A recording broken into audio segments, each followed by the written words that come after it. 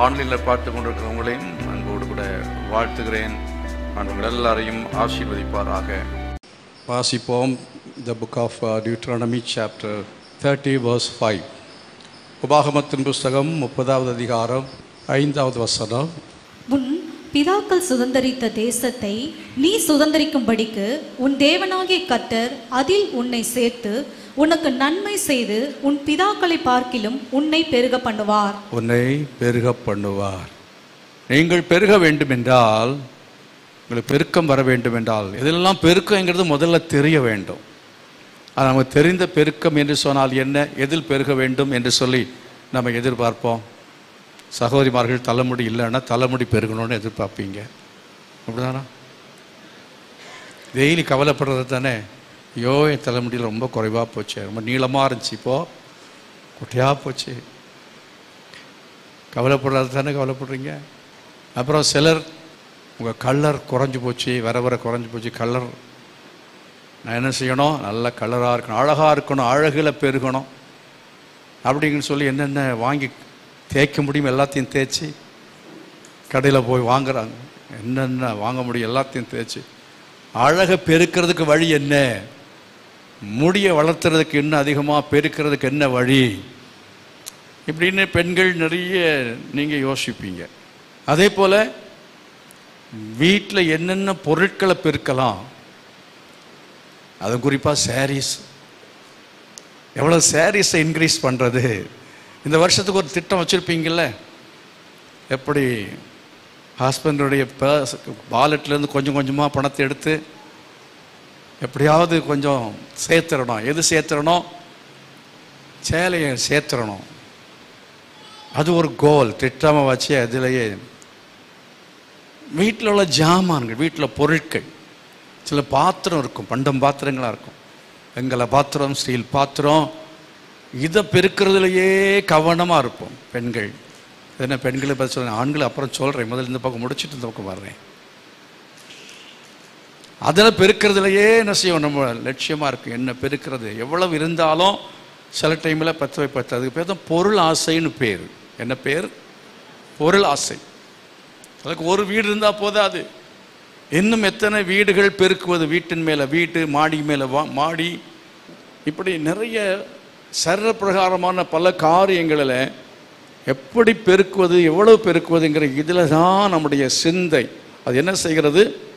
அது அப்படியே வீழ்ந்து கிடக்கிறது. அதில் தான் நம்ம சிந்திக்க, அந்த காரியங்களை தான் என்னத்தை பெருக்கலாம், எதை பெருக்குவது, எதை பணத்தை எப்படி பெருக்குவது? வட்டி கொடுத்து பெருக்கிடலாமா? ஒன்றும் இல்லைன்னா வட்டி கொடுத்து பெருக்கிடலாம். வட்டி கொடுத்து பணத்தை பெருக்கிறது சாபம். வட்டி கொடுத்து பணத்தை பெருக்கக்கூடாது. ஒரு மாடு தான் இருக்குது, 2 லிட்டர் பால் தான் கறக்கிறது, அதில் இருக்கிற வருமானம் அதை வச்சு எப்படி பெருக்கிறது பணத்தை? 2 லிட்டர் தண்ணி கூட மிக்ஸ் பண்ணால் பணத்தை கொஞ்சம் பெருக்கலாம்.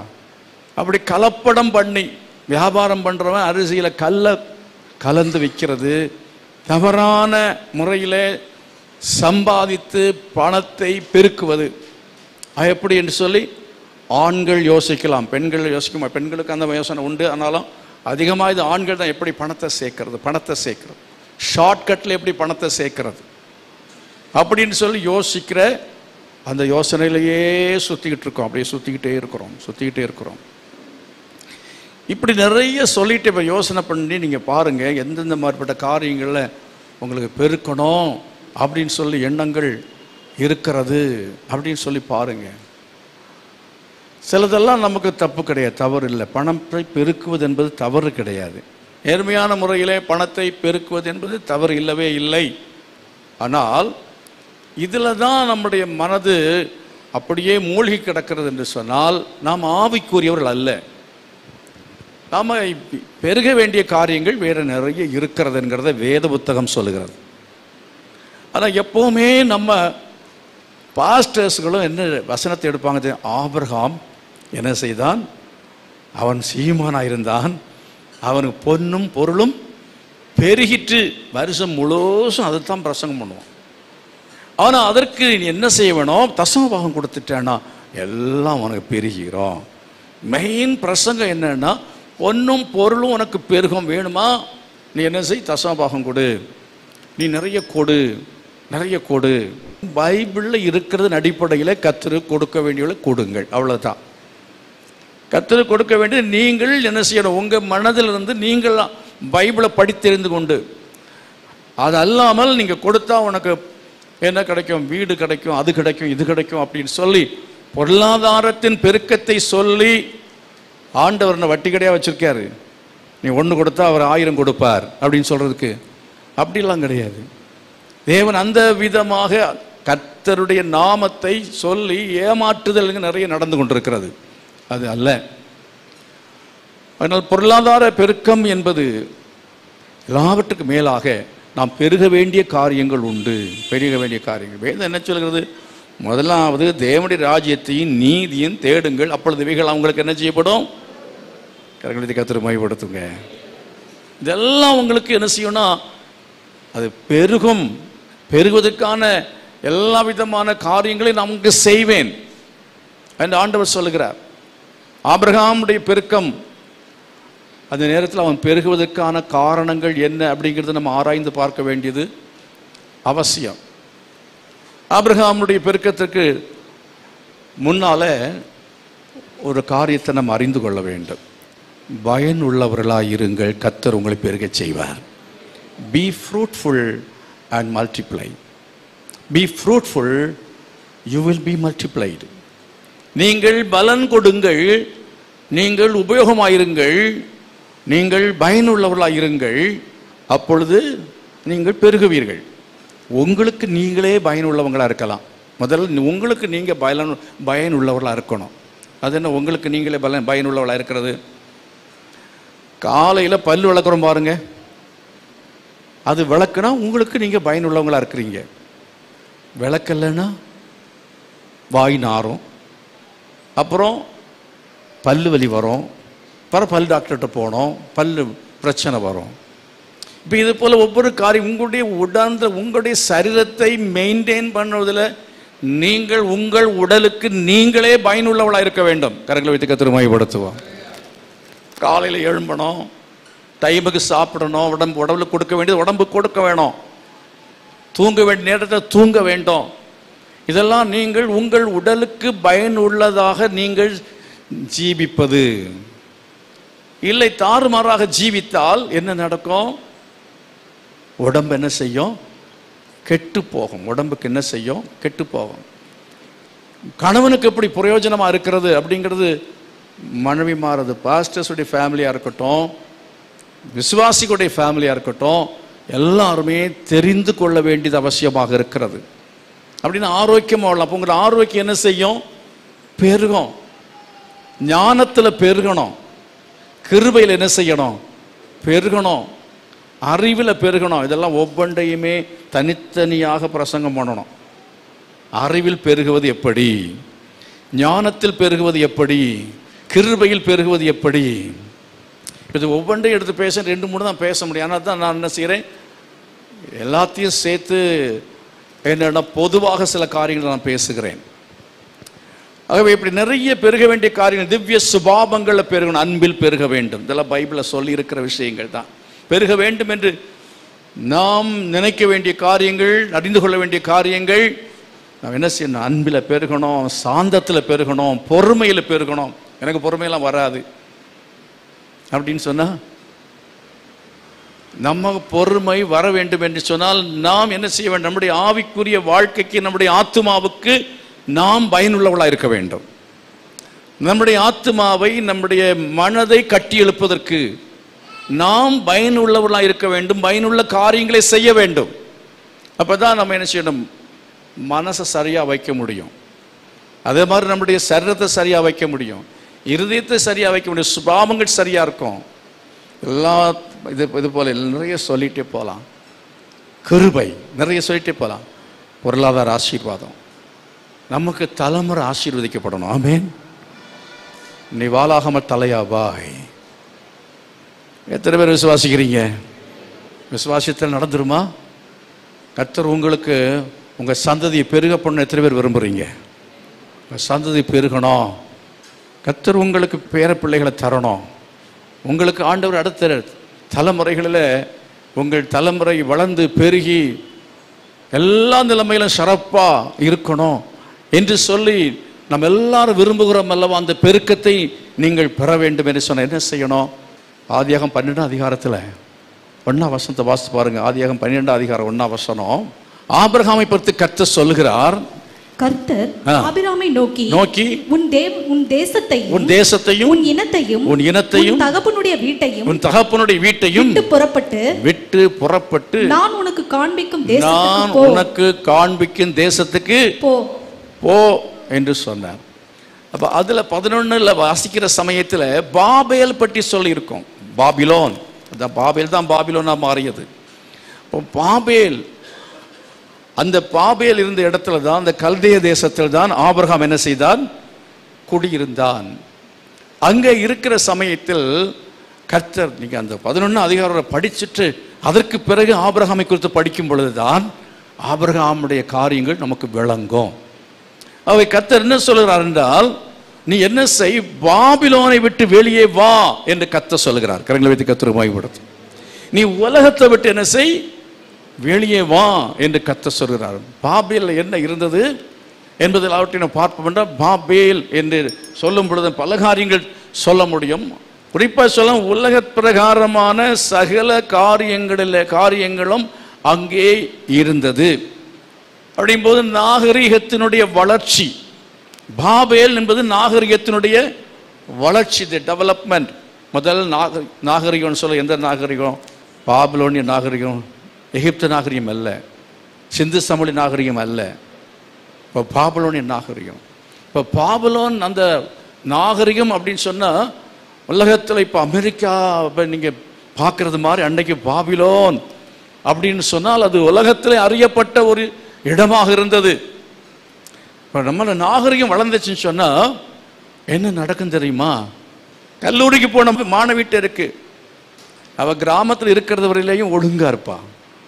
பட்டணத்தில் போய் காலேஜுக்கு போன உடனே நடை என்ன செஞ்சிடும்? மாறிடும். அப்புறம் என்ன, அவங்களுடைய ஷூ எப்படி இருக்கும்? கீழே இந்த குதிகால் பாருங்க, குதிகால் ஒரு அடி அரை அடிக்கு ஒரு ஆணி மாதிரி ஒன்று வச்சு ஒரு செருப்பு சேல் பண்ணுவான். அதைத்தான் வாங்கி என்ன செய்வா? நடக்கிற நடையே ஒரு மாதிரி இருக்கும், நட மாறிடும், உட மாறிடும். அப்புறம் பேச்சு நாகரிகம் வந்த உடனே என்ன, தமிழும் இங்கிலீஷும், தமிழும் வராது இங்கிலீஷும் வராது, தமிழ்னு வராது. என்ன சொல்லுவாங்க? தமிழ் தெரியாது, தமிழ் தெரியாதுன்னு சொல்லுது, தமிழ் தெரியாது. அந்த அந்த வார்த்தை பேசுறதே உடனே என்னன்னா ஒரு மாதிரி மாறிடுது, முடி ஒரு மாதிரி மாறிடும். மாறிச்சு அவங்களுக்கு மாறலையா? மாறாம இருந்தா நல்லது. உங்களுக்குள்ள தெய்வ பக்தி பெருகிறதுன்ற அர்த்தம். ஆமென், அல்லேலூயா. தேவனுடைய நோக்கம், தேவன் உங்களை பயனுள்ளவளா இருக்க சொன்னார் என்றால், ஆதாமிட்ட ஏன் பயனுள்ளவளா இருக்க சொன்னார்? B fruitful and multiply. ஆங்கிலத்தில் அந்த வார்த்தை சொல்லப்பட்ட, தமிழ்ல பலுகி பெருகின்னு சொல்லியிருக்கோம். ஆகவே நீ பயன் உள்ளவனாக இருப்பது என்று சொன்னால், நான் சொன்ன முதல்ல நமக்கு நம் பயனுள்ளவர்கள் இருக்க வேண்டும் என்றால் எதில் தெரியுமா? ஆதாமை ஏவாளையும் படைக்கும் பொழுது கர்த்தர் எந்த நோக்கத்தோடு படைத்தார்? அது மல்கியாவில் படிக்கிறோம். என்ன சொல்லியிருக்கிறது? மல்கியாவை முழுசும் போய் படிங்க, அப்போ அந்த வசனம் உங்களுக்கு கிடைக்கும். எந்த அதிகாரம் இந்த வசனம் நான் சொல்ல மாட்டேன். தெய்வபக்தி உள்ள சந்ததியை பெரும்படிக்குத்தானே ஏன் படைத்தார் மனுஷனை, ஒருவனை? தெய்வபக்தி உள்ள சந்ததியை பெறுவதற்காக. அப்ப தெய்வபக்தி தான் தேவனுடைய நோக்கம். தெய்வபக்தி உள்ள ஒரு சந்ததி, அதாவது மனுஷன் தெய்வபக்தி உள்ளவனாக மாற வேண்டும், தெய்வபக்தி உள்ளவனாக இருக்க வேண்டும். அவனுடைய மூலமாக உள்ள சந்ததியும் தெய்வபக்தி உள்ளதா இருக்க வேண்டும். இதுதான் தேவன் ஆதாமை ஏவாளை படைக்கும் வைத்த நோக்கம். அவன் பாவத்தில் விழுந்தான். கர்த்தர் அவனுக்கு ரட்சிப்பின் திட்டத்தை அவனுக்கு தெரிவித்தார். அவன் ரட்சிக்கப்பட்டான். அதெல்லாம் 3ஆம் அதிகாரத்தை சொல்லி இருக்கிறது. உடையை கொடுத்தார், பலியை, மிருகத்தை அடித்தார். இதெல்லாம் ரட்சிப்பின் திட்டம். அவனுடைய பாவத்தை மன்னிக்கும்படியாக தேவன் அங்கே பலியை செலுத்தி பாவ மன்னிப்பை ஏற்படுத்தி கர்த்தர் என்ன செய்தார் என்றால் மறுபடியும் அவனை பெருகும்படியாகத்தான் அவனை வைத்தார் உலகத்தில். கரங்களை வைத்து கர்த்தரை மகிமைப்படுத்துவோம். ஆகவே தேவனுடைய சமூகத்தில் நாம் வரும்பொழுதெல்லாம் என்ன செய்ய வேண்டும் என்று சொன்னால், தெய்வ பக்தியிலே பெருக முடியாதபடி நமக்கு போராட்டம் இருக்கும். எப்போவுமே அந்த நன்மை தீமை அறியத்தக்க விருட்சம் இல்லை ஏதோ ஒன்று நம்ம என்ன செய்யும், இழுத்து கொண்டே இருக்கும். வீட்டில் போன உடனே எது இழுக்கும் நம்மளை? அந்த சினிமா போன உடனே ஆன் பண்ணிவிடும் இல்லையா? காரணம் 1:30க்கு முடிக்கணும். ஏன்னா 1:45 2 மணிக்கெல்லாம் அங்கே அடுத்த சீரியல் பார்க்கணும். அதிலே தான் சில யோசனை இருப்பாங்க. இல்லை சாயங்காலம் போன உடனே டிவி ஆன் பண்ணி என்ன செய்வோம், உட்காந்து டிவியில் உட்காந்துருவோம். ஃபேஸ்புக்கில் கண்டதையும் போடுற ஆட்கள் இருக்கிறாங்க. ஷேரிங், என்னத்தை ஷேர் பண்ணுறீங்க? அசுத்தங்கள் எல்லாருக்கும் ஷேர் பண்ணுறது விளங்குதா? அது செய்யக்கூடாது. நீங்கள் என் பிரசங்கத்தை ஷேர் பண்ணுங்க, தெய்வ பக்தியில் நிறைய பேர் பெருகுவார்கள். ஆனால் கண்டதையும் நீங்கள் பார்த்து அதை ஷேர் பண்ணுறதும் அதை நீங்கள் பார்த்து கொண்டிருந்தால் என்ன, தெய்வ பக்தி குறையும். தெய்வ பக்தி என்ன செய்யாது, பெருகவே பெருகாது. தெய்வ பக்தியை பற்றி தண்ணி என்ன செய்யும், குறித்து வைத்த தெய்வ பக்தி என்றால் என்ன, போய் பைபிளை தேடுங்கள். அதை பற்றி நீங்கள் என்ன செய்யலாம், படிக்கலாம். பிரசங்கம் அப்படின்னு நாங்கள் அப்படி தான் படிக்கிறோம். ஒரு மனதில் ஒரு யோசனை வரும், ஓகே இதை பற்றி இன்றைக்கி என்ன செய்யலாம், படிக்கலாம். காலைல எழுப்பினோடனே பைபிளை ஆரம்பித்தா 1000 தலைப்பு வந்து நிற்கும். 1000ஐயும் என்ன செய்ய முடியாது, தியானம் பண்ணி சேகரிக்கவே முடியாது. அந்த அளவுக்கு தலைப்புகள் வந்து நிற்கும். அருமையானவர்களே, அவ்விதமாய் நாம் என்ன செய்யணும், தேடி தேடி தேடி ஆராய்ந்து படிக்க வேண்டும். தெய்வ பக்தியை குறித்து படிக்கணும். தெய்வ பக்தி அடைவது எப்படி? தெய்வ பக்தியை நம்ம அடைந்து கொள்வதற்காகத்தான். நீங்கள் வேதத்தில் பாருங்கள், தீமோத்தேயு நிருபம், அது நீங்கள் படிக்க வசனத்தில் நான் சொல்ல மாட்டேன், நீங்கள் படிச்சுக்கிங்க. ஆமாம், பைபிள் இருக்குது, அவ்வளோதான். அது தீமோத்தேயுன்னு சொல்லிடுறேன். அதாவது இயேசு கிறிஸ்து தேவன் மாம்சத்தில் வெளிப்பட்டார். அன்றின் தெய்வ பக்திக்குரிய ரகசியமானது யாவரும் ஒப்புக்கொள்கிறபடியே மகா மேன்மை உள்ளது. தேவன் மாம்சத்தில் வெளிப்பட்டார், ஆவியிலே நீதி உள்ளவர் என்று விளங்கப்பட்டார், தேவ தூதர்களால் காணப்பட்டார், புறஜாதிகளிடத்தில் பிரசங்கிக்கப்பட்டார், உலகத்திலே விசுவாசிக்கப்பட்டார், மகிமையிலே ஏறெடுத்துக் கொள்ளப்பட்டார். இது எந்த தேவனை பற்றி சொல்லி இருக்கிறது? தேவன் மாம்சத்தில் வெளிப்பட்டார், கடைசியில் மகிமையிலே ஏறெடுத்துக் கொள்ளப்பட்டார். இது எந்த தேவனை பற்றி சொல்லியிருக்கு? யார் யார் யார்? இயேசு. இயேசு இந்த உலகத்தில் மாம்சத்தில் தேவன் வெளிப்பட்டு நமக்காக அவர் ரத்தம் சிந்தி பலியை நிறைவேற்றினார். பாருங்கள், அதுதான் தெய்வ பக்தியை ஒரு மனிதன் அடைந்து கொள்வதற்காக தேவன் வைத்திருக்கிறதான அவருடைய பெரிய அவருடைய தெய்வ பக்திக்காக அவர் செய்து முடித்திருக்கிற வேலை. ஆமென், அல்லேலூயா. அப்ப நம்ம என்ன செய்யணும், தெய்வ பக்தியை பெறுவதற்கு முதல்ல என்ன செய்ய வேண்டும் என்றால், கர்த்தராகிய இயேசு கிறிஸ்துவை நீ விசுவாசி. இயேசு கிறிஸ்து விசுவாசிக்கணும், அவருடைய பலியை விசுவாசிக்கணும். அவர் ஒரு கடவுள் அப்படின்னு விசுவாசிக்கிறது. அவருடைய பலி மாம்சத்தில் வெளிப்பட்டார், அங்க நிறுத்திடக்கூடாது. மகிமையில் எடுத்துக்கொள்ளப்பட்டார் என்கிறது வரையிலையும் படிக்கணும். ஆகவே அவருடைய பிறப்பு முதல் அவருடைய உயிர் தெழுதல் வரையிலையும் எல்லாவற்றையும் படித்து அது என்ன அதில் அடங்கி இருக்கிறது, அதனுடைய ரகசியம் என்ன? மனிதனுக்காக அவர் வர வேண்டும். மனிதனுடைய பாவத்தின் நிமித்தம் மனிதன் என்ன செய்தான் என்று சொன்னால், அவன் தெய்வ பக்தி உள்ளவனாக அவன் இருக்க வேண்டும் என்று தேவன் விரும்பின அடிப்படையில் அவன் இருக்க முடியவில்லை. அதை இழந்தான், சாபத்துக்குள்ளானான், மரணத்துக்கு உட்பட்டான், நித்திய நரகத்து தெய்வ பக்தி இழந்து போனால் அப்புறம் நரகம்தான். அப்படிப்பட்டதான் நரகத்திலிருந்து அவனை காக்கும்படி கர்த்தர் என்ன செய்தான் சொன்னால், பலியை ஏற்படுத்தினார், மிருகத்தை அடித்தார், தோலுடைய கொடுத்தார். ஆதாமிட்டு சொன்னார், இதை நீ என்ன செய், விசுவாசித்து நீ என்ன செய்ய வேண்டும், ஸ்திரீயின் வித்து சர்ப்பத்தின் தலையை ஒரு நாள் நசுக்கும். அது யார்? ஸ்திரீயின் வித்து யார்? இயேசு. இந்த உலகத்திலே தேவன் மாம்சத்தில் என்ன செய்வார்? ஸ்திரீயின் வித்தாக தோன்றி அவர் மரித்து இந்த பலியை நிறைவேற்றும் ஒரு நாள் வரும். அதுவரையிலேயும் நீ என்ன செய்ய வேண்டும், நீ பாவம் செய்யும் பொழுதெல்லாம் என்ன செய்ய வேண்டும், ஒரு மிருகத்தை கொண்டு வந்து நீ அடிக்க வேண்டும், நீ இரத்தத்தை சிந்தி பாவ மன்னிப்பை நீ கேட்க வேண்டும். நான் பாவத்தை மன்னிப்பேன், அப்படி நீ தெய்வ பக்தி என்ன செய்யலாம், மறுபடியும் விசுவாசத்தினாலே பெற்றுக்கொள்ள முடியும் என்று தேவன் ஆதாமுக்கு சொன்னதன் அடிப்படையிலேயே ஆதாம் அதை செய்து வந்தான். ஆதாம் அதை செய்தது போலத்தான் அதற்கு பிறகு ஆபேல் செய்தான். ஆதாமுடைய பிள்ளைகள் அங்கே 2 பேர் தான் சொல்லப்பட்டிருக்கிறது, மற்றவர் சொல்லப்படவில்லை. அந்த 2 பேர் இல்லை, ஆபேல் அவன் தெய்வ பக்தி இழந்து போகவில்லை என்று சொன்னால், அவன் விசுவாசத்தினாலே தேவனுடைய அந்த திட்டத்தை, இரட்சிப்பின் திட்டத்தை அவன் அப்படியே ஏற்றுக்கொண்டான். விசுவாசித்து ஏற்றுக்கொண்டு அதை அப்படி அந்த கிரியை நிறைவேற்றினான்.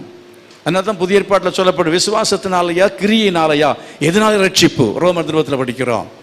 புதிய ஏற்பாட்டில் நம்ம கிரியினால் அல்ல, விசுவாசத்தினாலே. கரங்களை வைத்து கர்த்தரை மகிமைப்படுத்துவோம். பழைய ஏற்பாட்டிலே கிரியை செய்ய வேண்டும். என்ன கிரியை? ஆட்டை கொண்டு வரணும், பலி என்ன செய்ய வேண்டும்? செலுத்த வேண்டும். ஆனால் புதிய ஏற்பாட்டில் விசுவாசத்தினால் நீதிமான் பிழைப்பான், பின்வாங்கி போவான் ஆத்துமா பிரியமா இராது. நீ விசுவாசித்தால் போதும். எப்படி விசுவாசிக்க வேண்டும்? ஆலயத்துக்கு வருகிறீர்கள், ஆலயத்துக்கு நீ வரும்பொழுதெல்லாம் நீங்கள் 100% தெய்வ பக்தியில் இன்றைக்கு எத்தனை பேர் உள்ளுக்கு வந்து நுழைஞ்சிங்க? பூரண தெய்வ பக்தியோடு வந்து ஆட்கள் எத்தனை பேர் உள்ளுக்கு வர்ற சமயத்தில் அநேகர் என்ன செய்கிறோம்? இந்த ஒரு வாரத்தில் எத்தனையோ காரியங்களிலே ஆதாமை போல வழி விலகி இந்த இடத்துல வந்து என்ன செய்கிறீர்கள்? நிற்கிறீர்கள். அப்படி நிற்கிற சமயத்திலே முதல்ல செய்ய வேண்டிய வேலை என்ன தெரியுமா? முதல்ல பாட்டானாலும் சரி, முதல்ல உள்ள ஜெபமானாலும் சரி, முதல்ல ஒரு 5 நிமிடம் என்ன செய்யணும்னு சொன்னா, இரத்த தண்டையிலே வர வேணும். அல்லேலூயா. பாவ மன்னிப்பு என்பது முதல் படி. அது ஜெபத்துக்கானாலும் சரி. அதனால தான் நீங்க பரமண்டல ஜெபத்தில் பாருங்க, பரமண்டலங்க எங்கள் பிதாவே அப்படின்னு சொன்ன அர்த்தம் என்ன? Building the relationship is the first thing. முதல் விஷயம் என்னன்னா, தெய்வ சமூகத்தில் வரும் பொழுது ஜெபத்துக்கு வந்தாலும் சரி, அதே போல ஆராதனைக்கு வந்தாலும் சரி, அங்கே வந்து அப்பா பிதாவே, அன்பான தேவா, எனக்கு அது வேண்டும் இது வேண்டும் அப்படின்னு கேட்கறதல்ல. முதல்ல வந்து என்ன செய்ய, தெய்வ சமூகத்தை வந்த உடனே எனக்கு பாட்டு, அந்த பாட்டையே பாடுறோம் சில சமயத்தில். அது வேணும் இது வேணும் ஆண்டவரே அப்படின்னு சொல்லி பல விதமான காரியங்கள், நான் கவலையாக இருக்கேன், அது இருக்கேன். அதான் அந்த பாட்டு தப்பு கிடையாது. ஆனால் எப்போ பாடணுமோ அப்போ தான் பாடணும். கரங்கள் வைத்து கர்த்தரை பயன்படுத்துவோம். தேவ சமூகத்தில் நான் வரும் பொழுது என்ன செய்ய வேண்டும் என்று சொன்னால், முதல்ல பாவ மன்னிப்புக்கென்று விசுவாசத்தை தூண்டக்கூடியதான காரியங்களை நாம் என்ன செய்ய வேண்டும்? நாம் பாடலாக பாடலாம், வார்த்தையாக சொல்லலாம், நம்ம நினைக்கலாம். அவ்விதமாய் ஜனங்களை வழி நடத்தி ஜனங்களை கனெக்ட் பண்ணணும். நீங்கள் கனெக்ட் ஆகணும். யார்கிட்ட? ஆண்டவரோட. அந்த கனெக்ட் ஆகிறது அந்த பலியினால தான். இன்னைக்கு பலி செலுத்தி நீங்கள் இங்கே ஆராதிக்க வரவில்லை, ஆனால் செலுத்தப்பட்ட பலியாகி இயேசு கிறிஸ்துவை விசுவாசித்து, இயேசுவே என் பாவங்களை மன்னியும், நான் உம்மை ஏற்றுக்கொள்கிறேன், நம்முடைய பிள்ளையாக என்னை ஏற்றுக்கொள்ளும் என்று சொல்லி தேவ சமூகத்தில் நீங்கள் ஒப்புரவாகும் பொழுது திரும்ப அந்த தெய்வ பக்தியோடு கூட இந்த இடத்தை விட்டு போகிறீங்க. கரங்களை வைத்து கர்த்தரை பயன்படுத்துவோம். இப்போ தெய்வ பக்தி உள்ளதான ஒரு மனுஷனாக தெய்வ பக்தியிலே நீங்கள் வளர்ச்சி அடைய வேண்டும், பெருக வேண்டும். அதான் வசன வாசன தெய்வ பக்தியின் வேஷத்தை தரித்து அதன் பலன் அப்படின்லாம் நிறைய சொல்லப்பட்டிருக்கு பாருங்க. முதல்ல விசுவாசம், ரட்சிப்புக்கேற்ற விசுவாசம். அதற்கு பிறகுதான் அந்த தெய்வ பக்தியின் வளர்ச்சிக்காக வேதத்தில் நீங்கள் வாசிக்கிற சமயத்தில் என்ன செய்ய வேண்டும் என்று சொன்னால், வீண் பேச்சுக்கு என்ன செய்? விலகு. விலகி தெய்வ பக்திக்கு எதுவாக என்ன செய்? முயற்சி பண்ணு என்று சொல்லியிருக்கும். வீண் பேச்சு என்று சொல்வதற்கு அர்த்தத்தில் என்ன சொல்ல போனால், அது சினிமாவையும் குறிக்கும். சும்மா உட்கார்ந்து இந்த வடிவேலு தமாஷ் எல்லாத்தையும் உட்கார்ந்து பார்த்துக்கிட்டு இருக்கோம் பார்த்துங்க, அதுவும் வீண் பேச்சு தான். ரொம்ப இன்ட்ரெஸ்ட். அது வேற ஒன்றும் பார்க்கல, சினிமாலாம் பார்க்கல. வடிவேலு பேசுறது அப்படி ஆடுறது எல்லாம் நல்லா இருக்கு. உங்கள் வீட்டில் பிள்ளைங்க அது மாதிரி ஆடுவாங்க, பிடிக்குமா உங்களுக்கு? போட்டு காட்டினீங்கன்னா கொஞ்ச நாள் வடிவேல் மாதிரி என்ன செய்வான்? அவன் ஆடுவான். அவனுடைய கலாச்சாரம் அப்படி மாறிவிடும். அதனால தான் ஆண்டவர் ஆபிரகாமோடு சொல்லும்போது சொன்னார், நீ பாபேலை விட்டு என்ன செய்? வெளியே வா, உன் இனத்தை விட்டு வெளியே வா, உன் குடும்பத்தை விட்டு உன் வெளியே வா, உன் தேசத்தை விட்டு என்ன செய்? அந்த கலாச்சாரத்தையும் அந்த நாகரிகத்தையும் அந்த உடைநடைகளையும் அந்த பாவனைகளையும் எல்லாவற்றையும் நீ தூக்கி போட்டு விட்டு என்ன செய்யணும்? வெளியே வரணும் என்று ஆண்டவர் சொன்னார். ஆபிரகாமுகிட்ட மட்டும் இல்லை, கடைசி காலத்திலே செய்வதற்கு வெளிப்படுத்தின விஷயத்தை எழுதும் பொழுது அவளை விட்டு வெளியே வாருங்கள் என்று சொல்ற இடம் யாரை பற்றி சொல்லி? பாபிலோனை பற்றி சொல்லி இருக்கிறது. பாபிலோனை பற்றி வெளிப்படுத்தின விசேஷத்தில் வாசிக்கிறேன். அவளை விட்டு 4ஆம் அதிகாரம் நினைக்கிறேன், தெரியல. வெளியே என்ன செய்யுங்கள்? வாருங்கள். இப்போ தேடிட்டு இருக்க வேண்டாம், என்ன வசனம் சொல்றேன்னு சொல்லி அதுக்கப்புறம் நீங்கள் பைபிளை போய் படிங்க. அவளை விட்டு வெளியே வாருங்கள். ஆக அருமையானவர்களே, தெய்வ பக்தியிலே நீங்கள் ஆலயத்துக்கு வரும்பொழுது எல்லாம் தெய்வ பக்தியில வளருவதற்காக தான் ஆலயத்துக்கு வருகிறீர்கள். சத்தமாக கர்த்தரை மகிமைப்படுத்துவோம். ஒரு என்டர்டெயின்மெண்ட்டுக்காக இங்கே வரவில்லை. நல்லா புரிஞ்சுக்கணும். என்டர்டெயின்மெண்ட்டுக்காக சபை கிடையவே கிடையாது. இங்கே ஒரு கொஞ்சம் நல்ல டான்ஸ் எல்லாம் போட்டு கொஞ்சம் அப்படிலாம் கூத்தெல்லாம் அடித்தா நல்லா தான் இருக்கும். இப்போ சில சபைகள்லாம் நல்லா விசில் அடிக்கிறான். ஆமாம், நல்லா விசில் அடிக்கிறான். பாஸ்டர்மாரெலாம் டைட்டாக பனியனை போட்டு டைட்டு பேண்ட்டை போட்டுட்டு நிற்கிறான். எப்போ கிழிவுன்னு தெரியாது. தலையெல்லாம் ஒரு மாதிரி சிரைச்சிட்டு வந்து நிற்கிறான். ஆடுற ஆட்டம் எல்லாம் பாடுற பாட்டம் எல்லாம் பார்த்தாச்சுன்னு சொன்னால் நல்ல என்ன நம்பர் 1 சினிமா ஸ்டுடியோ அது வந்துச்சு சபையில். எதுக்கு? என்டர்டெயின்மெண்ட். பாட்டு ஏற்ற பாட்டுகளுடைய டியூன் எல்லாமே சினிமாவிலேருந்து எடுத்தது. சும்மா ஜோமனி உபவாசம் பண்ணி இவனும் பாட்டு ஏற்றல. சாராள உறஞ்சி பாட்டுகள் சரி, உபவாசம் இருந்து கண்ணீரில் ஜீவியத்தில் வந்த பாட்டுகள், லைஃப். ஆனால் இப்போ உட்காந்து மியூசிக்கை பாட்டு வச்சுட்டு ராத்திரி பகலாக உட்காந்து டிங்கு டிங்குன்னு அடிச்சுட்டு அப்புறம் டியூனை ஆடி எப்படி எல்லாத்தையும் எடுத்து அவன் திறமையின் அடிப்படையில் ஏஆர் ரஹ்மான் மாதிரி நிறைய ரஹ்மான்கள் உலகத்தில் அவர்கள் இருக்கிறார்கள். அதே விதமாய் ஆவிக்குரிய உலகத்திலேயும் ஜனங்கள் இப்பொழுது பெருகி இருக்கிறார்கள். தாளந்தா பரிசுத்தமா? எது நமக்கு தேவை? தாளந்தா பரிசுத்தமா? தாளந்து வேணும் தானா? தாளந்தல்ல முக்கியம், பரிசுத்தம்தான் மிக முக்கியம். கரங்களை வைத்து கர்த்தரை மகிமைப்படுத்துவோம். ஆகவே தாளந்துக்கு பார்த்து தாளந்துக்கு பின்னாலே போகக்கூடாது, பரிசுத்தத்துக்கு பின்னால் என்ன செய்ய வேண்டும்? போக வேண்டும். சபை எங்க ஆட்டம் பாட்டம் எல்லாம் இருக்கு, கூத்தடிக்கிறதா இருக்கு அப்படின்னு சொல்லி அங்கே போகாம ஈவன் சண்டே ஸ்கூலில் கூட நம்ம நல்லா இன்னும் கவனிக்கணும். கவனித்து ஜனங்கள் என்ன செய்ய வேண்டும் என்று சொன்ன பிள்ளைகளை பரிசுத்தத்துக்கு ஏதுவான காரியங்கள். ஒரு சபையை நான் அமெரிக்காவில் பார்த்தேன். 2 பிள்ளைங்க தான் ஒரு கிளாஸில், ஆனால் 2 பிள்ளைகளுக்கும் வேதப்பாடு எடுக்கிறார். அந்த சர்வீஸ்லேயே 2 பிள்ளைங்க தான், அவர்களை தனியாக கொண்டு போய் நடத்துகிறார்கள். அப்படி சும்மா அங்கே கொண்டு போய் உட்கார வச்சு விளையாட வச்சிட்டு இருக்கனால அந்த தெய்வ பக்தி அவங்களுக்கு வரவே வராது. அவர்களுக்கு தேவன் மாம்சத்தில் வெளிப்பட்டாருங்கிற அந்த ரட்சிப்பின் திட்டத்தை அவளுக்கு சரியாய் சொல்லி விளங்க வைக்க வேண்டும். சும்மா கதை சொல்லி கொடுத்தா வரவே மாட்டாங்க. சும்மா கொஞ்சம் அவங்களுக்கு கொஞ்சம் உற்சாகப்படுத்தி டைம் பாஸ் பண்ணுறதுனால தெய்வ பக்தி உள்ள பிள்ளைகளாக என்ன செய்ய மாட்டார்? வளரவே மாட்டார்கள். மிக மிக மிக மிக மிக கவனமாக. எந்த டாக்டர் வந்து ரொம்ப கேர்ஃபுல்லாக ட்ரீட்மெண்ட் பண்ணணும்? சில்ட்ரன்ஸ் டாக்டர்ஸ் வந்து ரொம்ப கவனமாக ட்ரீட்மெண்ட் பண்ணணும். பெரியவங்களுக்கு கொஞ்சம் கேர்லெஸ்ஸாக பண்ணலாம், ஆனால் பிள்ளைகள் விஷயத்தை ரொம்ப கேர்ஃபுல்லாக இல்லைன்னா செத்து போவாங்க. அதே தான் தேவனுடைய சபையிலையும் பெரியவர்களும் வாழ்க்கையில் தெய்வ பக்தியில் வளர்வதற்கு ஏதுவான விதத்தில் சபை இருக்க வேண்டியது அவசியமாக இருக்கிறது. கரங்களை வைத்து கர்த்தரை மகிமைப்படுத்துவோம். தெய்வ பக்தியற்ற காரியங்கள் சபையில் வெளிப்படக்கூடாது. கிறிஸ்மஸ் ப்ரோக்ராமில் இருக்கக்கூடாது, புது வருஷத்தில் இருக்கக்கூடாது. எல்லா சபையிலும் இருக்கிறது போல எல்லாத்தையும் இங்கே நம்ம வைக்க முடியாது. நாம் தெய்வ பக்தி உள்ள சந்ததியாக இருக்க வேண்டும் என்கிற அந்த தரிசனத்தை உடையவர்களாக இருக்க வேண்டும்.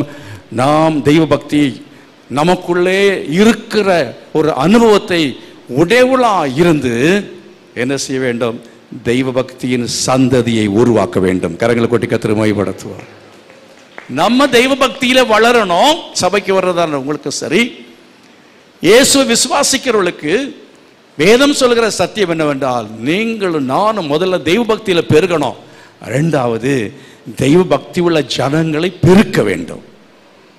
தெய்வ பக்தி உள்ள சந்ததியை பெரும்படிக்குத்தானே என்று சொல்லியிருக்கிறது. ஆகவே தான் இந்த திட்டத்தை அவன் ஏற்றுக்கொண்டு அவர் என்ன செய்தான் என்று சொன்னால், அவனுடைய சந்ததிக்கு தேவனை குறித்து சொன்னான். இந்த ரட்சிப்பின் திட்டத்தை குறித்து ஆதாம் தன்னுடைய பிள்ளைகளுக்கு சொன்னபடினாலதான் 5ஆம் அதிகாரம் என்று ஒரு அதிகாரம் இருக்கிறது. கரங்களை வைத்து கர்த்தரை மகிமைப்படுத்துவோம். சேத்துடைய வம்சம், சேத்திலிருந்து ஆரம்பித்து ஆபிரகாம் என்று நாம் படிக்கிறோமே, தெய்வ பக்தி உள்ள சந்ததி. ஆதியாகமத்தின் புஸ்தகத்திலே 4ஆம் அதிகாரத்தை படித்து பாருங்கள். அதிலே சொல்லி இருக்கிற சந்ததி அது தெய்வ பக்தி இல்லாத சந்ததி. அது காயினின் சந்ததி. காயின் சந்ததி மட்டுமல்ல, இன்னும் நிறைய அவிதமாய் நிறைய காயின்கள், நிறைய பேர் தெய்வ பக்தி இல்லாதவர்கள் பின்னாட்கள் உருவாகினார்கள். சரியா சொல்ல போனால் ஆதியாகமத்தில் 6ஆம் அதிகாரத்தில் வர்ற சமயத்தில் நீங்க கவனித்து பாருங்கள், கர்த்தர் என்ன சொல்கிறார்? நோவாவுக்கோ கர்த்தருடைய கண்களில் கிருபை கிடைத்தது, நோவா மாத்திரம் என்ன செய்தான்? அவன் உத்தமனும் சன்மார்க்கனும் நீதிமானுமாய் இருந்தான் என்று சொல்லியிருக்கிறது. அவர்கள் மாத்திரம் 8 பேர் பேழைக்குள் பிரவேசித்தார்கள். சேத்துடைய அந்த சந்ததியிலே நோவாவுடைய பிள்ளைகளும் மனைவியும் மருமக்கள் மாறும் மாத்திரம்தான் கடைசியிலே தெய்வ பக்தி உள்ளவர்களாய் இருந்தார்கள். மீதி உள்ள ஆட்களெல்லாம் எது விழுங்கி போட்டது? பாபிலோன் விழுங்கி போட்டது, உலகம் விழுங்கி போட்டது, உலகத்தின் நாகரிகம் என்ன செய்தது? விழுங்கி போட்டது. 11ஆம் அதிகாரத்தில் நீங்கள் போய் படித்து பாருங்கள், பாபேல் ரகசியங்கள் அங்கே சொல்லப்பட்டிருக்கிறது. 10ஆம் அதிகாரத்தில் படித்து பாருங்கள், அதை ஆண்டதான அந்த ராஜாவை பற்றி சொல்லி முதல் பேரரசு அவன் ஆண்ட ராஜ்யம்தான் அந்த பாபேல் ராஜ்யம். 10ஆம் அதிகாரம் 11ஆம் அதிகாரத்தில் படிக்கிறோம். அதை குறித்து என்ன செய்கிறோம்? படிக்கிறோம். முதல் மதம் அப்படின்னா 10ஆம் அதிகாரத்தில் உருவானது தான். 10ஆம் அதிகாரத்தில் 11ஆம் அதிகாரத்தில் சொல்லப்பட்ட அந்த பாபிலோனிய மதம், அது மதமாகவும் அந்த பாபிலோனிய மதத்தினுடைய பல சடங்காச்சாரமான காரியங்களில் ஒன்றுதான் கிறிஸ்தவத்திலையும் இருக்கிறது. கிறிஸ்மஸில் ஒட்டி கொண்டிருக்கிறது. பார்க்குறோமே சிலது எல்லாமே கிறிஸ்மஸில், அது பைபிளில் இல்லாதது எல்லாமே எங்கிருந்து வந்தது தெரியுமா? பாபிலோனிய மதத்திலிருந்து வந்தவைகள். அருமையானவர்களே, ஆகவே தான் நாம் மிகவும் கவனமாக இருக்க வேண்டிய, எச்சரிக்கையாக இருக்க வேண்டியது அவசியம். கொஞ்சம் கொஞ்சம் கொஞ்சம் கொஞ்சமாக பிசாசானவன் நம்மை உலகத்துக்குள்ளே கொண்டு போவான், உலகத்தினுடைய நாகரிகத்துக்குள்ளே கொண்டு போவான், உலகத்தின் அசுத்தத்துக்குள்ளே கொண்டு போவான், உலகத்தின் பாவங்களுக்குள்ளே கொண்டு போவான். நம்ம ஏன் பிறந்தோடனே நமக்கு தெரியாது, ஏன் படைக்கப்பட்டோடனே தெரியாது, எதற்காக ஆலயத்துக்கு வர்றோன்னு தெரியாது, எதற்காக ஊழியம் செய்கிறோன்னு தெரியாது. ஊழியம் செய்தால் காசு கிடைக்கும் அல்ல, தெய்வ பக்தி உள்ள சந்ததியை பெரும்படிக்கத்தானே. அல்லேலூயா. சேலத்தில் ஒரு கூட்டம் அல்ல, அத்தனை பேரையும் தெய்வ பக்தி உள்ள சந்ததியாய் மாற்ற வேண்டும் என்பதற்காக தான் கர்த்தர் உங்களை என்னையும் இந்த தேசத்தை ரட்சித்து வைத்திருக்கிறார். ஒவ்வொருத்தரும் ஒரு ஆதாம் ஏவாளா கர்த்தர் வைத்திருக்கிறார். உங்க மூலமா என்ன செய்யணும்? சந்ததிகள் தெய்வ பக்தி உள்ள சந்ததி என்ன செய்ய வேணும்? பெருக வேண்டியது அவசியமாக இருக்கிறது. ஒப்பு கொடுக்கணும். சும்மா உட்கார்ந்துருந்தோம்னா நம்ம தெய்வ பக்தியில வளர முடியாது. அது மாத்திரமல்ல, மற்றவர்களை தெய்வ பக்தி உள்ள மாற்ற முடியாது. அதனால தான் பி ஃப்ரூட்ஃபுல் அண்ட் மல்டிப்ளை. பயன் உள்ளவர்களாக இருக்கணும், பயன் உள்ளவர்களாக இருக்கணும். உங்கள் நேரத்தை எப்படி பயன்படுத்துகிறீர்கள்? உங்களுடைய தாளந்தை எப்படி பயன்படுத்துகிறீர்கள்? விதமாக ஒவ்வொரு காரியத்தையும் உங்களுடைய சரீரத்தை எப்படி பயன்படுத்துகிறீர்கள்? அப்படி நாம் ஒவ்வொன்றையும் கவனித்து சரியாக நாம் பயன்படுத்துவோம் என்று சொன்னால் நிச்சயமாகவே தெய்வ பக்தி வளரும். அல்லேலூயா. அப்படி சரியா என்ன செய்யணும்?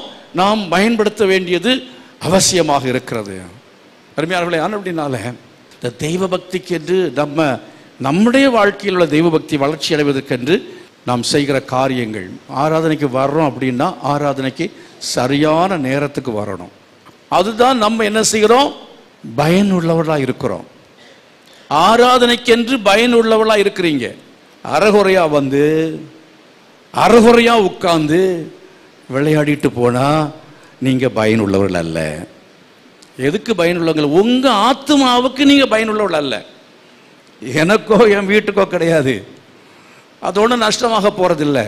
நோவா போல உண்மையா இருந்தா கர்த்தர் காலையில் சொன்னார், கோணலும் மாறுபாடுமான சந்து நடுவில் குற்றமற்றவன் மாசில்லாதவனுமா இருக்கும்படிக்கு நீ என்ன செய்? ஜாக்கிரதையா இரு. உன் ரட்சிப்பை நிறைவேற்றுவதற்கு நீ என்ன செய்? பிரயாசப்படு. அதுக்கு மேலே நீ ஒன்றும் செய்ய வேண்டாம்ங்கிறதில்ல. நீ ரொம்ப உடனே என்ன செய்யாத, கவலைப்பட்டு நீ சாக வேண்டாம். சோத்திரம். நீ செய்ய வேண்டியதை செய். ஆமாம், நீ மண்டையை போட்டு உருட்டாத.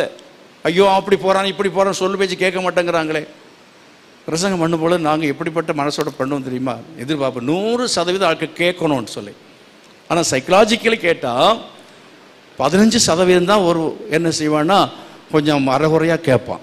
கேட்கறதுல என்னன்னா ரொம்ப சொற்பமான மக்கள் தான் புரிந்து கொண்டு போகிறவர்கள் கொஞ்சம் பேர் தான். நிறைய பேருக்கு என்ன பேசணும்னு தெரியாது. எல்லாம் அப்படியே உட்கார்ந்துருப்பாங்க. நம்ம நினைப்பெல்லாம் நம்ம தான் கேட்குறாங்க. இல்லை, அவங்க பகல் கனவு கண்டுட்டு இருப்பாங்க, வேற எதையோ நினச்சிட்டு இருப்பாங்க. அது நல்லாவே தெரியும். ஆனாலும் நோவா போல பிரசங்கம் பண்ணணும். 120 வருஷம் பிரசங்கம் பண்ணாராம்.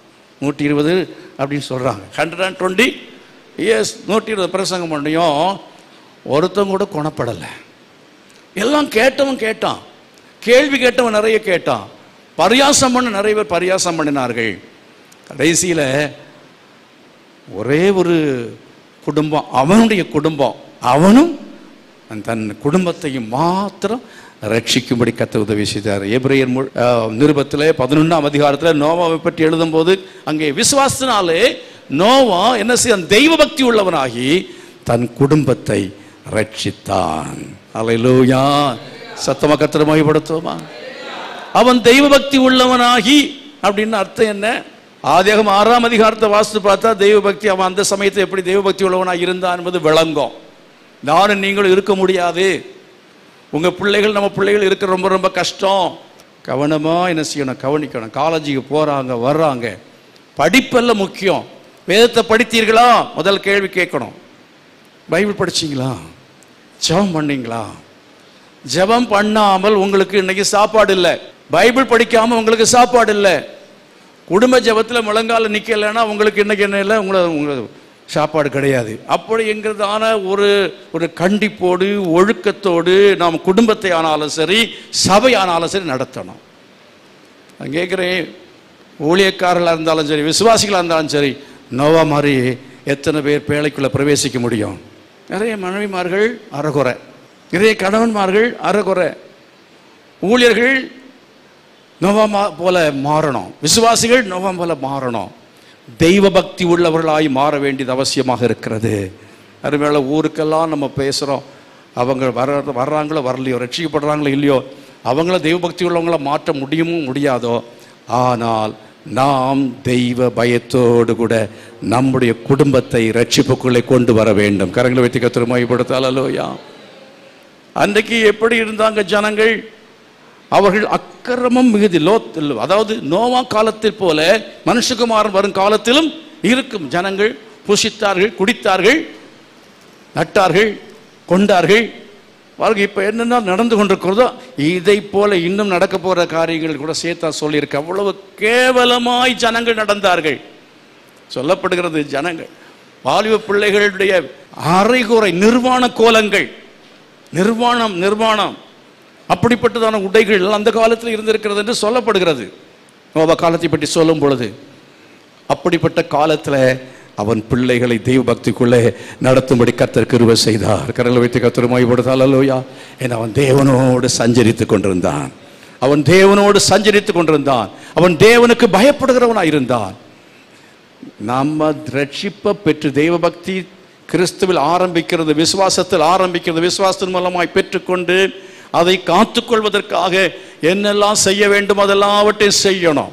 தினந்தோறும் வேதத்தை படிக்க வேண்டும், ஜெபிக்க வேண்டும், உபவாசிக்க வேண்டும், ஆலயத்துக்கு வர வேண்டும், தெய்வ பயத்தோடு பொல்லாப்பை விட்டு விலக வேண்டும். அதிக பயத்தோடும் நடுக்கத்தோடும் உங்கள் ரட்சிப்பு நிறைவேற பிரயாசப்படுங்கள். கரங்களை வைத்து கர்த்தரை மகிமைப்படுத்த. அல்லேலூயா. ஏனோ தானோன்னு ஜீவித்தோன்னு சொன்னா மூழ்கிடுவோம். எங்கே? நியாய தீர்ப்பு நாளில் மூழ்கி போகாதபடிக்கு நம்ம ஜாக்கிரதையாக இருக்க வேண்டியது அவசியமாக இருக்கிறது. அருமையானவர்களே, அதாவது நோவா காலத்துக்கு பிறகு அழிக்கப்பட்டது இல்லையா? நோவா காலத்துக்கு பிறகு அழிக்கப்பட்டது. நோவா காலம் அது 6ஆம் அதிகாரத்தை வருகிறது. அப்புறம் 10ஆம் அதிகாரம், 11ஆம் அதிகாரம் பாபேல், 12ஆம் அதிகாரத்தில் ஆபிரகாம் அங்கேருந்து தான் வர்றான். எங்கேருந்து வர்றான்? பாபேலேருந்து வர்றான். கர்த்தர் சொல்ல நீ அங்கே இருக்க வேண்டான்ட்டார். கர்த்தரை மகிமைப்படுத்துவா. இதையும் விட்டு வெளியே போ. அப்படித்தான் யோவான் சாப்பிட்ட சொன்னார். எல்லாம் சொல்லி என்ன சொல்லி காட்டுக்குள்ளே உட்கார்ந்து ஒரு குறிப்பிட்ட போய் உட்கார்ந்துட்டான். என் தன் ஆத்துமாவை காத்துக்கொள்வதற்காக எங்கிருந்து விலக வேண்டும் என்று கர்த்தர் சொன்னாலும் விலகிறதுக்கு ரெடியாக இருக்க வேண்டியது அவசியமாக இருக்கிறது.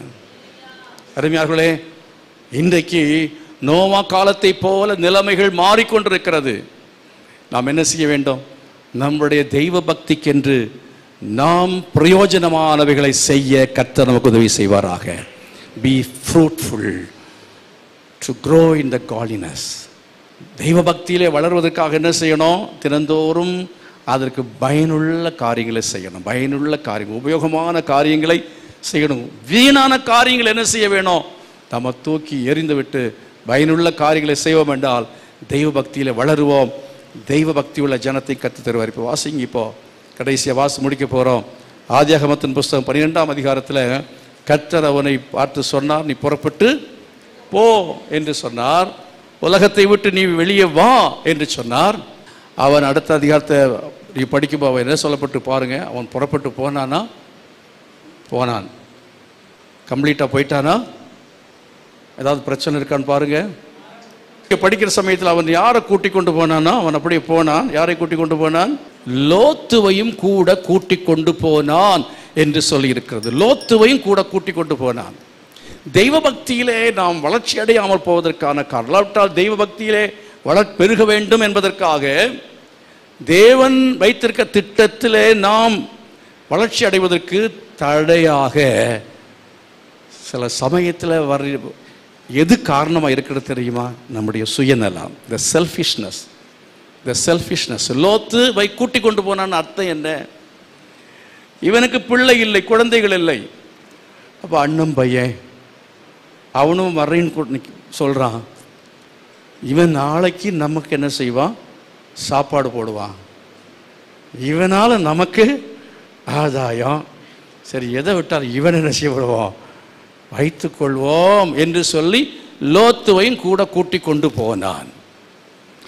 லோத்து போன பிற்பாடும் அடுத்தது என்ன சொன்ன? ஆண்டவரே, இந்த எலியேசர் இருக்கிறான்ல, இந்த எலியேசரை வச்சுக்கிறேன்னா. ஆகவே தேவனுடைய திட்டம், தேவனுடைய சித்தம், அதற்கு எதிராக அது செயல்படும் தடையாக நமக்குள்ள இருக்கிற காரியம் என்ன தெரியுமா? இந்த செல்ஃபிஷ்னஸ், சுயநலம், இல்லை என்றால் நம்முடைய சுய சித்தம், செல்ஃப் வில். அதே மாதிரி நம்முடைய சுயமான பல இந்த மாதிரிப்பட்டதான காரியங்கள் என்ன செய்யும் என்று சொன்னால் சுய இஷ்டம். இவைகள் என்ன செய்யும் என்று சொன்னால் தெய்வ பக்தியிலே நாம் வளர்ந்து நாம் பெருகுவதற்கு நாம் எப்படி பெருகணும், எப்படி ஆசீர்வதிக்கப்படணும்? 2ஆம் வசனத்தை 3ஆம் வசனத்தை படித்து பாருங்கள். கர்த்தர் சொல்கிற 5 காரியங்கள் அங்கே பார்க்கலாம். 5 things. ஆபிரகாமை கர்த்தர் என்ன செய்வார், எப்படி ஆசீர்வதிப்பை, எப்படி பெருக செய்வார்னு சொல்லி இருக்கிறது. வாஸ்து முடிக்க போறோம். நான் உன்னை பெரிய ஜாதியாக்கி நம்பர் 1 உன்னை ஆசீர்வதித்து, அதாவது மனுஷர்களை கர்த்தர் மனுஷர்களை பெருக பண்ணுவார். சில பார்த்தீங்கன்னு சொன்னா கல்யாணமே ஆகாது, கல்யாணம் ஆகும், பிள்ளைகள் பிறக்காது, பிள்ளைகள் பிறக்கும், அடுத்த சந்ததி இருக்காது. அப்படி இல்லாமல் தலைமுறை உன்னை பெரிய ஜாதி ஆக்குவேன். 2 தலைமுறையில் 3 தலைமுறையில் பார்த்தால் 100, 150, 200 அப்படின்னு சொல்லி பெருகத்தக்கதாக கர்த்தர் எகிப்திலே 70 பேர் போனார்கள், பின்பு அவர்கள் பெருகினார்கள் என்று யாத்திராகமத்தின் புஸ்தகத்திலே 1, 2 இந்த அதிகாரங்கள் எல்லாம் படிக்கிறோம். அந்த மிகவும் அவர்கள் பலுகி பெருகினார்கள் என்று சொல்லப்பட்டிருக்கிறது. அருமையானவர்களே, அவ்விதமாக நாம் பெருக வேண்டும் என்பது தேவனுடைய நோக்கம், தேவனுடைய சித்தம். அதில் முதலாவது ஆட்கள் பெருகணும், ஜனங்கள். உங்களுடைய குடும்பத்தில் கர்த்தர் உங்கள் பிள்ளைகளுக்கு திருமணம் நடக்கணும். உங்கள் தெய்வ பக்தியும் கர்த்தர் அழைச்சதன்படி ஒழுங்காக உண்மையாக சுயநலம், சுய இஷ்டம், சுய விருப்பம், சுய சித்தம் இது எல்லாத்தையும் தூக்கி பாபேலை குழி தோண்டி புதைச்சிட்டு வந்தால் கர்த்தர் என்ன செய்வார்னு சொன்னால் சீக்கிரமாய் உங்களை பெரிய ஜாதியாக்குவார். அல்லேலூயா. பிதாக்களை பார்க்கிலும் உங்களை என்ன செய்வார்? அவர் பெருக பண்ணுவேன் என்று சொல்கிறார். அடுத்தது, நான் உன்னை பெரிய ஜாதியாக்கி உன்னை ஆசீர்வதித்து. நம்பர் 2, இரண்டாவது என்ன? ஆசீர்வதித்து என்று சொல்வது என்ன? இந்த செக்குலர் பிளஸிங், பொருளாதார ஆசீர்வாதம். ஆண்டவர் பொருளாதார நிலைமையிலையும் நம்மை அவர் ஆசீர்வதிக்கிறவர். கரங்களை வைத்து கர்த்தரை மகிமைப்படுத்துவோம். ஆண்டவரை பின்பற்றி வந்தால் நாம் நம்முடைய வாழ்க்கையிலே தெய்வ பக்திக்குரிய காரியங்களிலே பயனுள்ள காரியங்களை செய்யும் பொழுது கர்த்தர் நம்மை சும்மா விடமாட்டார். நம்ம என்றென்றைக்கும் பட்டினி யாக இருப்பதற்கு கர்த்தர் அனுமதிக்க மாட்டார். உடைக்காகவும் உணவுக்காகவும் நாம் அலைய வேண்டிய அவசியம் இருப்பதில்லை. நீதிமான் அவன் அப்பத்துக்கு இருந்து அவன் சந்ததி தெரிகிறது இல்லை என்று வேதம் சொல்கிறது. கர்த்தர் போஷிப்பதற்கு வல்லமுள்ள தேவனாக இருக்கிறார். அருமையானவர்களே, நம்ம தேடி போடணும் அவசியமே இல்லை. தெய்வ பக்தியை விட்டு குறுக்கு வழியில் எங்கெங்கெல்லாம் போனோம்னாலும் அது நிலைக்காது, நடக்கவே நடக்காது. ஆனால் அப்படின்னால நம்ம தெய்வ பக்தியோடு கூட நம்ம இருப்போம்னு சொன்னால் கர்த்தர் நமக்கு வீட்டை தருவார், என்ன வேணுமோ நம்முடைய தேவைகளை தருவார். எது தேவையோ தேவையை கர்த்தர் தருவார். எத்தனை பேர் விசுவாசிக்கிறீங்க? அதில் பெருக்கத்தை கர்த்தர் தருவார். பொருளாதார ஆசீர்வாதம். மூணாவது என்ன? உன் பேரை பெருமைப்படுத்துவேன். உன் பேரை பெருமைப்படுத்துவேன். the name, the fame. நீ புகழ்ச்சி, உன் புகழ்ச்சி என்ன செய்யும்? அதிகரிக்கும். உன் பேரை நான் என்ன செய்வேன்? என்ன நபர் அப்படின்னு சொன்னாலே எல்லாரும் என்ன செய்வாங்க? எல்லாருக்கும் தெரியும். இப்போ சிலருக்கு மனைவி பேர் சொன்னால் தான் தெரியுது. இன்னாருடைய புருஷன்னு சொல்லணும். அப்படி நல்ல விசுவாசி இருந்தால் அப்படியே கர்த்தர் மாற்றுவார். ஆமென், அல்லேலூயா. கர்த்தர் அந்த விதமாக உங்கள் பெயரை பெருமைப்படுத்துவேன் என்று சொல்லி எத்தனை பேர் விசுவாசிக்கிறீங்க? கர்த்தர் பெருக செய்வா. உங்க புகழ் என்ன செய்யும்? அது பெருகும். நாலாவது அந்த வசனத்தை படிங்க. நாலாவது, நீ ஆசீர்வாதமாய் இருப்பாய். நீ ஆசீர்வாதமாய் இருப்பாய். ஆசீர்வாதமாய் இருப்பாய்னு அர்த்தம் என்ன? நீ அநேகருக்கு ஆசீர்வாதமாய் இருப்பாய், பிரயோஜனமாய் இருப்பாய். நீ அநேகருக்கு உபயோகம் உள்ளவனாய் இருப்பாய். அநேகருக்கு நீ கொடுக்கிறவனாய் இருப்பாய். அநேகருடைய வாழ்க்கையிலே உதவி செய்கிறவனாய் இருப்பாய். அநேகரை ரட்சிப்புகள் நடத்துவாய்.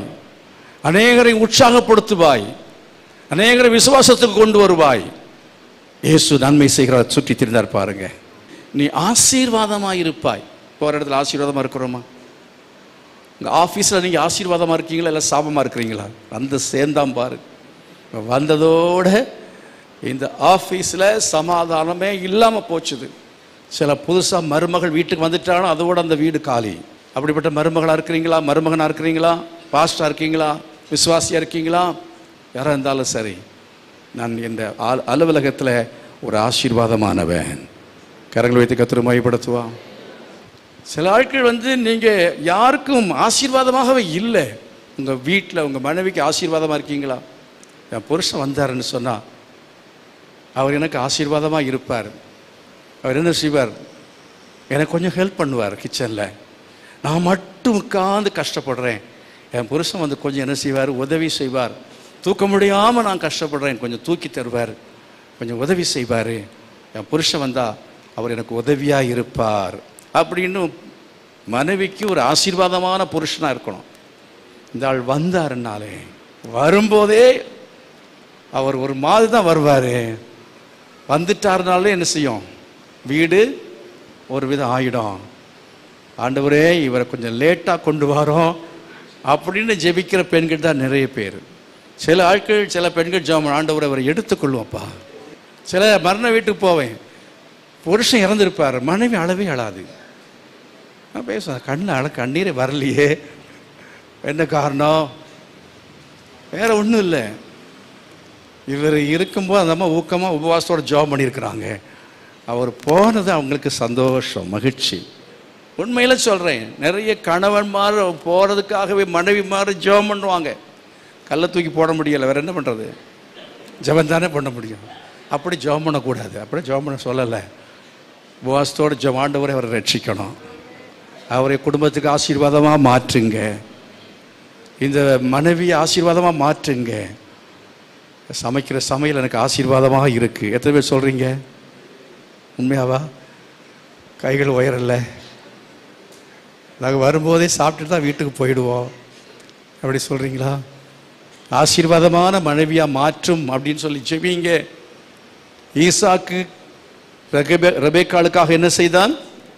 ஜெபம் பண்ணான். கர்த்தர் ரெபேக்காளை கர்த்தர் ஆசீர்வாதமாய் மாற்றினார் என்று சொல்லி பார்க்கிறோம். ஆகவே நாம் ஜெபித்தோம் என்றால் கர்த்தர் அப்படி ஆசீர்வாதமாக என்ன செய்வார்? மாற்றுவார். கைவை சொல்லுங்க, ஆசீர்வாதமாக இருக்கணும்ப்பா. இந்த சபைக்கு நான் ஆசீர்வாதமாக இருக்கணும், சமுதாயத்துக்கு ஆசீர்வாதமாக இருக்கணும். அதை வாசனை முடிக்க போகிற அடுத்த வசனம். உன்னை ஆசீர்வதிக்கிறவர்களை என்ன செய்வேன்? ஆசீர்வதிப்பேன். உன்னை சபிக்கிறவர்களை சபிப்பேன். பூமியில் உள்ள வம்சங்கள் எல்லாம் உனக்குள் ஆசீர்வதிக்கப்படும் என்று சொன்னால் என்னன்னா, உன் மூலமாக தெய்வ பக்தி உள்ள ஜனங்கள் என்ன செய்வார்கள்? பெருகுவார்கள். கரங்களை வைத்து கர்த்தரை மகிமைப்படுத்துவோம். ஆவிக்குரிய நிலைமையில நீ ஆத்துமாக்களை அதிகமாக நீ ஆதாயம் செய்கிறவனாய் மாறுவாய். அநேக ஆத்துமாக்கள் உன் மூலமாக என்ன செய்வார்கள்? கிறிஸ்துவுக்குள் என்ன செய்வார்கள்? வருவார்கள். அதுதான் கடைசியில் சொல்லி இருக்கிறது. ஆவிக்குரிய நிலைமையில ஆத்தும ஆதாயம், ஆத்துமாக்களை அதிகமாய் கிறிஸ்துவுக்குள் ஆக்குகிற, அநேகரை சீஷர் ஆக்குகிற, அநேகரை பரிசுத்தமான ஆக்குகிற அப்படிப்பட்டதான ஒரு ஆசீர்வாதமான ஒரு வாழ்க்கை. அந்த காரியத்திலையும் ஒரு பெருக்கத்தை கர்த்தர் தருவார். சொல்லப்பட்ட 5 விஷயங்கள் இல்லையா? இதுதான் ஆசீர்வாதம். ஆபிரகாமின் ஆசீர்வாதம் இதுதான் 5 ஆசீர்வாதம். 13ஆம் அதிகாரத்தில் சொல்ல செல்வ சீமானா இருந்தான். ஆகவே செல்வ சீமானா இருப்பது எப்படி? அதெல்லாம் பிரசங்கம் கேட்க வேண்டியது இதுதான் கேட்கணும். இதுதான் ஆசீர்வாதம். இந்த ஆசீர்வாதத்தில் பெருகணும்னு சொல்லி விரும்புகிறீங்களா? ஆபிரகாமும் பயனுள்ளவனாக இருந்தான். அவன் தனக்கு மட்டுமல்ல, அதே போல அவன் கர்த்தருக்கும் அவன் பயனுள்ளவனாக இருந்தான். தேவ சமூகத்தை எல்லாரும் எழுப்பி நிற்போம். தேவ சமூகத்தை எழுப்பி நின்று நம்ம கரங்களை உயர்த்தி ஒரு நிமிடம் உண்மையாக கைகளை உயர்த்தி கண்களை மூடி, இதுவரையில் ஒருவேளை நீங்கள் அங்குமிங்குமாக உங்கள் கவனத்தை சிதற விட்டிருக்கலாம். ஒரு வார்த்தை சொல்லுங்க, ஆண்டவரே நான் தெய்வ பக்தியில் வளரணும். நீர் என்னை படைத்த நோக்கம் நான் தெய்வ பக்தியில் பெருக வேண்டும் என்பதுதான். தெய்வ பக்தி உள்ள சந்ததியை பெருகச் செய்ய வேண்டும். இதுதான் நீர் என்னை படைத்த நோக்கம். ஆதாம் முதற்கொண்டு இன்று வரையிலேயும் அத்தனை பேரும் ஆண்டவரே தெய்வ பக்தி உள்ளவர்களாய் மாற வேண்டும், இந்த உலக தெய்வ பக்தி உள்ள ஜனங்கள் பெருக வேண்டும் என்பதற்காக கர்த்தாவே நீர் ஆபிரகாமை அழைத்தது போல என்னை அழைத்திருக்கிறீர்கள். நான் ஆபிரகாமை போல கர்த்தாவே நான் ஜீவிக்கத்தக்கதாக என்னை ஒப்புக் கொடுக்கிறேன். உலகத்தை விட்டு நான் வெளியே வர விரும்புகிறேன். சுயநலத்தை விட்டு வெளியே வர விரும்புகிறேன். என் கலாச்சாரத்தை விட்டு வெளியே வர விரும்புகிறேன். தகப்பனே நான் உத்தமனாய் ஜீவிக்க என்னை ஒப்புக் கொடுக்கிறேன். ஹல்லேலூயா, glory to God. கரங்களை வச்சு சொல்லுங்க, ஆண்டவரே நான் பரிசுத்தவானாய் மாறணும், பயபக்தி உள்ளவனா மாறணும். ஓ நான் பிரயோஜனம் உள்ளவனா மாறணும். ஆபிரகாமை கர்த்தர் ஆசீர்வதித்தது போல நீர் என்னை இந்த 5 காரியங்களை நீர் பெருக பண்ண போறதுக்காக உமக்கு ஸ்தோத்திரம் ஆண்டவரே. ஓ பிதாக்களை பார்க்கிலும் பெருக பண்ணுவேன் என்று சொன்ன அந்த வார்த்தையின்படியாக நீர் எப்படி ஆபிரகாமை பார்க்கிலும் என்னை நீ பெருக பண்ண போறதுக்காய் ஸ்தோத்திரம். ஆபிரகாமின் சந்ததி பார்க்கிலும் என் மூலமாக சந்ததி பெருக போறதுக்காய் ஸ்தோத்திரம். ஆவிக்குரிய சந்ததி பெருக போறதுக்காய் ஸ்தோத்திரம். ஓ ஹல்லேலூயா. தேவனே அப்படி செய்ய போறதுக்காய் ஸ்தோத்திரம் என்று எல்லா கரங்களை உயர்த்தி கர்த்தர் மகிமைப்படுத்துவோம். ஹல்லேலூயா. நன்றி நன்றி நன்றி நன்றி ஆண்டவரே. நன்றியோடுமை துதிக்கிறோம், ஸ்தோத்திரிக்கிறோம், ஸ்தோத்திரிக்கிறோம்.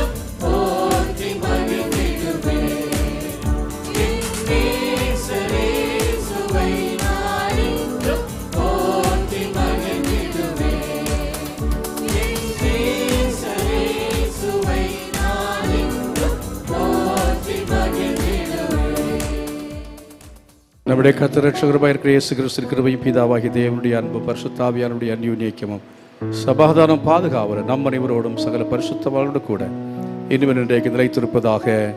ஆமீன். God bless you. கர்த்தர் உங்களை ஆசீர்வதிப்பார்.